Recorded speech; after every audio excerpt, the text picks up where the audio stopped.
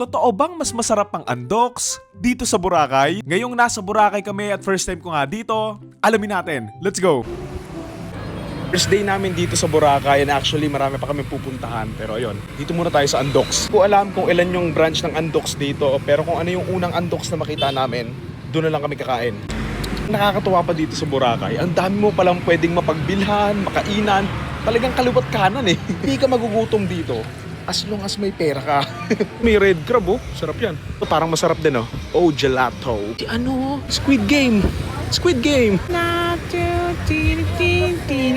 Ayun, may andoks. Kitang-kita oh. Uy, may mga patato oh. Kung magpatato yung katulad kay Mike Tyson na yun dito. Sana kahit hena lang. Kaso ayun, may attendan pa akong event. So, next time na lang. Ngayon, nandito na nga kami sa D-Mall. Mag-iikot-ikot nga muna kami bago kumain. First day kasi namin and tingin-tingin muna ng mga pwedeng magawa, di ba? Ang cute oh. May random Ferris wheel sa gitna ng mga kainan. Kaming pagpipilian dito. Ang hirap mamili. Dito na tayo. Andoks! Magandang orderin dito. Dami pagpipilian oh. Chicken kaya ako o liempo?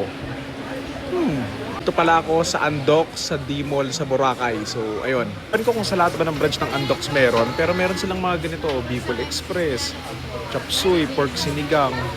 Dito lang ba or sa Maynila meron din? Niluluto yung Andoks nila dito. So, parang parehas lang din naman sa Maynila. Mga yung in-order ko, halos kamukha lang din naman nung nabibili ko sa Maynila. Mga yung manok. Tikman na natin. Kasi crunchy siya. Para siyang ano, Crispy King. Tikman muna natin ng walang kanin.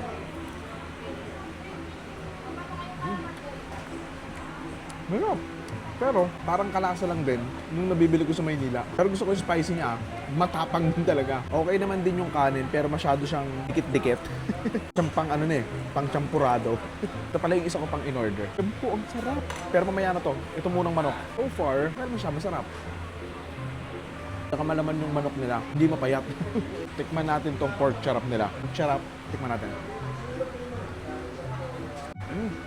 Sarap. Lambot. Natikman ko yung pork chop nila, parang mas preferred ko yun. Pero okay din naman yung lasa na ito. Dali lang kainin yun kasi walang buto. Ang sarap lang nung lasang taba. Ikasama na rin palang inumin ata kapag bumili ka Pepsi. Kaya kung kumain na ito araw-araw eh. Dogyo, gutom ka. Bigyan ka wait lang. Ang gusto ko rin dito sa Andoks, masarap yung gravy nila. Nakukomplement niya yung mismong manok, na talagang pag pinag-combine mo sila, masarap din talaga.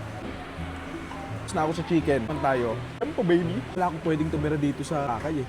Tataba ako ng sobra dito. Ang daming kainin eh. Lambot din ang liempo nila. May pagka-ketchup siya.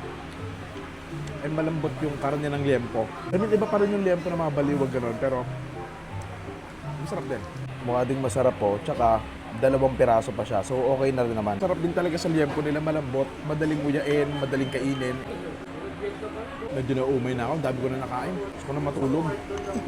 Last piece.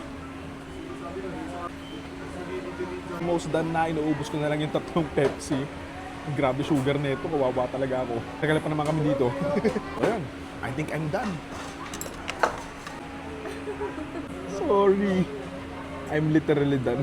Sorry. Uwian time na. Pero mag-iikot-ikot muna kami. D-Mall Plaza tawag dito. Pero bakit ba D-Mall? Masarap din dito. Hindi ako pala party. Hindi rin ako umiinom. So, hindi ko masyadong ma-appreciate yung nightlife dito. Na-appreciate ko yung ambience nga. Pero personally, hindi ko siya talaga ma-enjoy. Kasi nga, wala.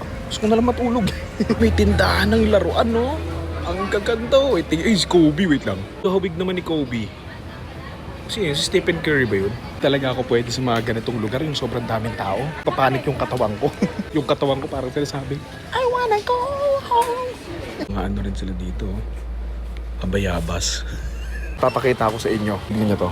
Paldo! Paldo!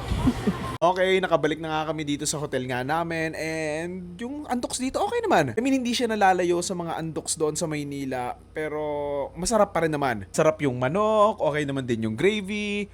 Medyo maano lang yung kanin, masyado lang siyang, ano tawag doon? Masyado siyang sticky ganun.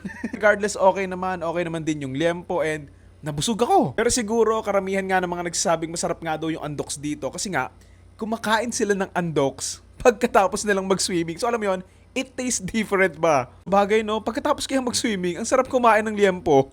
But anyway, ayun, 50-50 agree ako na mas masarap yung andoks dito sa Boracay. Siguro nakadepende lang din kasi talaga kasi nga iba nga yung lugar dito. Pero ayun, unang gabi pa lang namin dito, ang dami ko nang nakain. Tumaba na agad ako. Anyway, ayun lang, marami pa akong titikman dito. Yun lang. Thank you.